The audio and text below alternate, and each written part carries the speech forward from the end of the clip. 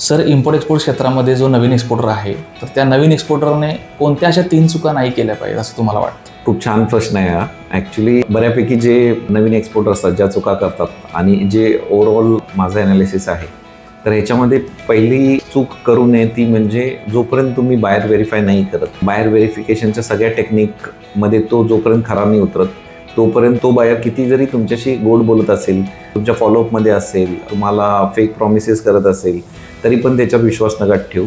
तुम्हाला ज्या buyer व्हेरिफिकेशनच्या technique follow करायच्या आहेत त्या तुम्हाला करायच्याच आहेत. सेकंड आहे ते तुमच्या प्रोडक्टचा इन्शुरन्स करून घेणे. कारण जर तुम्ही इन्शुरन्स नसेल केला आणि जस्ट इन केस ॲक्सिडेंट झाला, काही जरी त्या गोष्टी झाली कंटेनरसोबत, डॅमेज झाला प्रोडक्ट, तर तुम्हाला त्याच्या मोबदल्यामध्ये काही पैसे भेटणार नाही.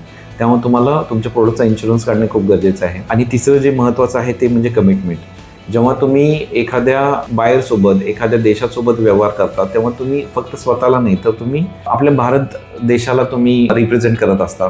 त्यामुळे जेव्हा पण बायरनं विचारलं की तुम्ही हे 15 दिवसात त्याला प्रोडक्ट शिप करू शकता का, किंवा 1 महिन्यामध्ये जे काही असेल ते, तर त्या टायमाला त्याला उगाच ऑर्डर मिळवायची आहे म्हणून खोटी कमिटमेंट नका करू की मी तुला ह्या दिवसापर्यंत देईलच, किंवा जोपर्यंत तुम्हाला गॅरंटी नसेल तोपर्यंत. तर अशा फेक कमिटमेंट्स नका करू. त्याच्यामुळं तुमचं देखील नाव खराब होतंच, परंतु जेव्हा तो बायर दुसऱ्या लोकांसोबत बोलतो तेव्हा तो आपल्या देशाचं नाव घेतो की नाही, Indian exporters they are not committed, अशा वगैरे मग कमेंट्स आपल्याला ऐकायला मिळतात. तर आपल्या देशाचं नाव खराब होऊ नये ह्यासाठी तुम्ही ज्या काही कमिटमेंट करणार आहेत ते त्यांना क्लिअरली सांगा. जर 15 दिवसात प्रोडक्ट त्याचं नाही होणार शिप, तर त्याला क्लिअरली सांगा की 15 दिवस नाही, मला 20 दिवस लागणार आहे.